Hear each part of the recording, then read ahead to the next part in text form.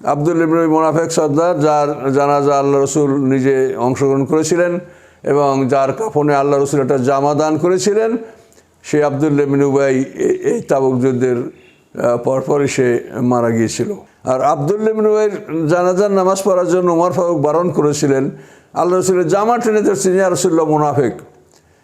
তো যখন আল্লাহ রসুল শুনছেন না, তখন তিনি কোরআনে আয়াত পাঠ করে শুনাইছিলেন যে আল্লাহ বলছেন, ইস্তাগফির লাহুম আও লা তাস্তাগফির লাহুম ইন তাস্তাগফির লাহুম ৭০ মারাতান ফালান ইয়াগফিরাল্লাহু লাহুম।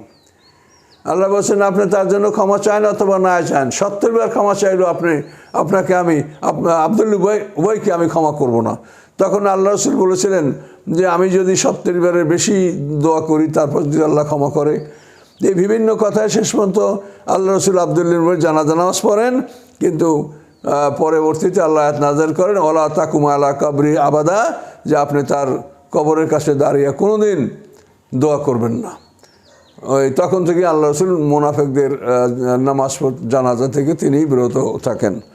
এবং আব্দুল্লাহ ইবনে উবাইকে জামা দেওয়া ছিল, আল্লাহ রসুল তার অসুস্থতার সময় যখন তাকে দেখতে গেছিলেন, তখন আব্দুল্লাহ উবাই বলছিল, ইয়া রাসূলুল্লাহ আপনার একটা গায়ের জামা আমার কাফনে দিবেন। আল্লাহ রসুল বলছেন যে দিব। তারপরে তার ইন্তেকালের খবর যখন তার ছেলে খাঁটি মুসলমান আব্দুল্লাহ রসুলের কাছে নিয়ে খবর কাছে বললেন, তখন আব্দুল্লাহর কাছেই আল্লাহ রসুল তার গায়ে যে জামাটা পরা ছিল, যেটা পরে তিনি উবাইয়ার অসুখ দেখতে গেছিলেন, সেই জামাটাই ছেলের কাছে দিয়ে দেওয়া হলো যে তোমার বাবার কাফনে এই জামাটা দিয়ে, এবং তার কাফন রেডি হলে, তখন তার জানাজা রেডি হলে আমাকে ডাকবে। তো এখানে ঐতিহাসিকরা তাফসীরকার আরও অনেক কথা বলেন যে বদরের যুদ্ধে যখন আল্লাহ রসুলের চাচা আব্বাস রাদিয়াল্লাহু বন্দী হয়েছিলেন, তো আব্বাস রাদিয়াল্লাহু খুব ভারী মানুষ ছিলেন এবং তাকে যখন শীত লাগতেছিল তখন তিনি শীতে কাতরাচ্ছিলেন।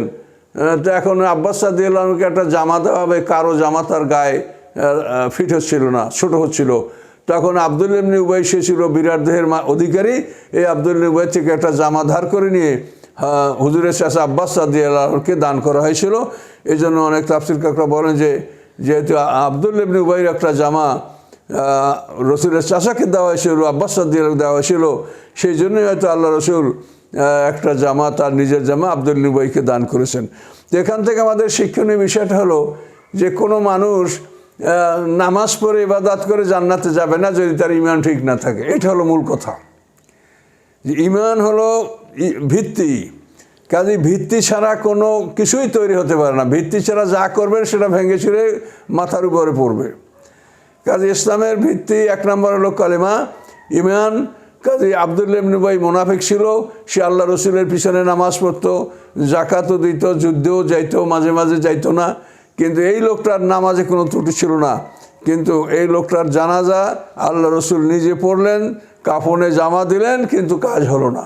তাহলে এখানে জানতে হবে যে ঈমান ছাড়া কোনো মানুষের কোনো ইবাদত গৃহীত হয় না। এই জন্য ঈমানের হিসাব আগে হবে। অনেকেই কিন্তু এটা নিয়ে ওই হাদিসে আছে যে হাশরের ময়দানে সবার আগে নামাজের হিসাব হবে, এই ধরনের কথা বলা হয়। তো এখানে এইটা ১ নম্বর প্রমাণ দেখেন যে আব্দুল্লাহ ইবনে উবাইয়ের কোনো নামাজের ত্রুটি ছিল না। কাজেই নামাজের হিসাব আগে নেওয়া হবে, এটা ভুল কথা। ঈমানের হিসাব আগে নেওয়া হবে। ঈমান যদি প্রমাণিত হয় তারপর তার অন্য হিসাব, আর ঈমান প্রমাণিত না হলে তার আমলের কোনো হিসাবই নেওয়া হবে না। কাজে এই জন্য আপনারা কোরআন থেকে স্পষ্ট ঘটনা থেকে বুঝে নেন, এবং কোরআনে আল্লাহ এই কথা বলেছেন, লাইসাল বিররা আন তুওয়াল্লু উজুহাকুম কিবালাল মাশরিকি ওয়াল মাগরিবি ওয়ালাকিন্নাল বিররা মান আমানা। ওখানেও আল্লাহ বলছেন যে পূর্ব পশ্চিম দিক মুখ ফিরে তোমরা যে নামাজ পড়ো, এই নামাজে কল্যাণ হবে না, কল্যাণ হবে ওয়ালাকিন্নাল বিররা মান আমানা। ঈমানের কথাটা আল্লাহ উল্লেখ করলেন যে নামাজ নয়, ঈমান আগে, ঈমানের পরে নামাজ পড়ো। ঈমানের পরে নামাজ তোমার প্রধান ইবাদত, এতে সন্দেহ নাই, কিন্তু ঈমানের আগে না। ঈমান নামাজের চাইতে শ্রেষ্ঠ। এবং সূরা বাকারা দেখেন, যেখানে মুত্তাকিনদের বৈশিষ্ট্য আল্লাহ উল্লেখ করছেন, সেখানে প্রথম বলছেন আল্লাযিনা ইউমিনুনা বিল গায়ব, তারপর বলছেন ওয়াকিমুনাস সালাহ।